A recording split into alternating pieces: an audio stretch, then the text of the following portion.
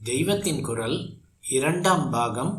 ஜோதிஷம் வேதத்தின் கண், புராதன கணித நூல்கள் முதற் பகுதி. ஜோதிஷத்தில் 3 ஸ்கந்தங்கள் இருக்கின்றன என்பதாக முன்பே சொன்னேன். மடத்தில் ஜோதிஷம் தெரிந்த ஒரு சாஸ்திரிகள் இருந்தார். அவருக்கு ஒரு பட்டம் கொடுக்க யோசித்தோம். கடைசியில் திரிஸ்கந்த பாஸ்கர என்னும் பட்டத்தை கொடுத்தோம். ஸ்கந்தம் என்றால் மரத்தின் அடிக்கட்டையில் இருந்து பிரிகிற பெரிய கிளைகளுக்கு பெயர். ஜோதிஷ சாஸ்திரத்தில் சித்தாந்த ஸ்கந்தம், ஹோராஸ்கந்தம், சம்ஹிதா ஸ்கந்தம் என்று 3 ஸ்கந்தங்கள் இருக்கின்றன. அரித்மெட்டிக், ட்ரிகனாமெட்ரி, ஜியாமெட்ரி, அல்ஜிப்ரா என்று பலவிதமாக உள்ள கணிதங்கள் எல்லாம் சித்தாந்த ஸ்கந்தத்தில் அடங்கி இருக்கின்றன. மேற்கத்தியர்கள் எத்தனையோ நூற்றாண்டுகளுக்கு அப்புறம் டெவலப் செய்த ஹையர் மேத்தமேட்டிக்ஸின் விஷயங்கள் எல்லாம் புராதனமான நம் ஜோதிஷத்தில் வந்து விடுகின்றன. அரித்மெட்டிக் என்பது வியக்த கணிதம். எண்களை தெளிவாக கொடுத்து பலன் கேட்பது வியக்த கணிதம். சாதாரண கூட்டல், கழித்தல், பெருக்கல், வகுத்தல் என்பவைகள் வியக்த கணிதத்தை சார்ந்தவை. அவ்வியக்தம் என்பது 1, 2, 3, 4 போல தெரிந்த எண்ணிக்கையாக இராமல் a, x என்று வைத்துக்கொள்வது. அதைத்தான் அல்ஜிப்ரா என்று சொல்கிறார்கள். அவ்வியக்தம் என்பதற்கு வெளிப்படையாக தெரியாதது என்பது அர்த்தம். க்ஷேத்திர கணிதம் என்பதுதான் ஜியோமெட்ரி. ஜியா என்றால் பூமி, மிதி என்றால் அளவை முறை என்று அர்த்தம்.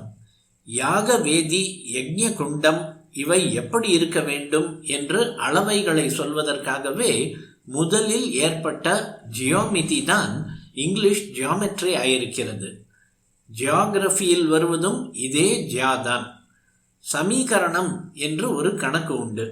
அது அவ்வியக்தங்களை கொடுத்து வியக்தங்களை கண்டுபிடிப்பது.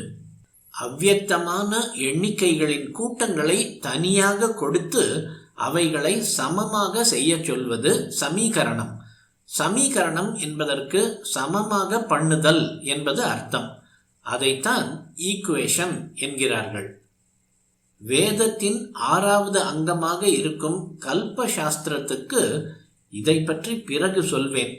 வேதத்தின் 5வது அங்கமான இந்த ஜோதிஷத்தில் வரும் சித்தாந்த ஸ்கந்தத்தின் உதவி ரொம்பவும் தேவைப்படுகிறது. கல்ப சாஸ்திரத்தில் ஷுல்ப சூத்திரங்கள் என்று ஒரு பாகம் உண்டு. இந்த ஷுல்ப சூத்திரங்களில் யக்ஞங்களை பற்றி சொல்லும் போது யக்ஞம் செய்ய வேண்டிய சாலையில் யக்ஞ வேதி எப்படி கட்ட வேண்டும் என்பன போன்றவற்றுக்கு அளவு முறைகளை திட்டவட்டமாக சொல்லி இருக்கிறது. இந்த யக்ஞ பூமி அமைப்புகளுக்கு சயனம் என்று பெயர். கருடன் போன்ற ஆக்கிருதியில், வடிவத்தில் ஒரு சயனம், இன்னும் இப்படி பல ஆக்கிருதிகளில் சயனங்கள் அமைப்பதை பற்றி சொல்லும்போது செங்கல் சூளை போடும் விதம், இத்தனை அளவுள்ள இத்தனை செங்கல்கள் அடுக்கினால் இந்த ஆக்கிருதியுள்ள சயனம் வரும் என்ற கணக்குகள் ஷுல்ப சூத்திரங்களில் சொல்லப்பட்டிருக்கின்றன. இதற்கு சித்தாந்த ஸ்கந்தத்தை பிரயோஜனப்படுத்தி கொண்டால்தான் முடியும். ஆபஸ்தம்ப ஷுல்ப சூத்திரத்தில் ஒரு சமீகரணம், ஈக்குவேஷன் இருக்கிறது. அதை விடுவிக்க ப்ரூவ் பண்ண சமீப காலம் வரையில் முடியாமல் இருந்தது. வெள்ளைக்கார கணித விதிகளின்படி அதை சால்வ் பண்ண முடியாமல் இருந்ததால் அது தப்பு என்று கூட நினைத்து விட்டார்கள். அப்புறம்தான் மேலும் ஆராய்ச்சி செய்து பார்த்ததில் அந்த ஷுல்ப சூத்திர சமீகரணம் சரியானதே என்று தெரிந்து கொண்டிருக்கிறார்கள். இத்தனை நுட்பமான கணித ஞானம் இவ்வளவு காலம் தங்கள் கண்ணிலேயே மண்ணை தூவி வந்த அளவுக்கு சூக்ஷ்மமான ஞானம் ஆயிரக்கணக்கான வருஷங்களுக்கு முந்தையே இந்தியர்களுக்கு இருந்திருக்கிறதே என்று ஆச்சரியப்படுகிறார்கள். இதை போல இன்னும் கண்டுபிடிக்க வேண்டிய கணக்குகளுக்கு உரிய சூத்திரங்கள் எவ்வளவோ இருக்கின்றன.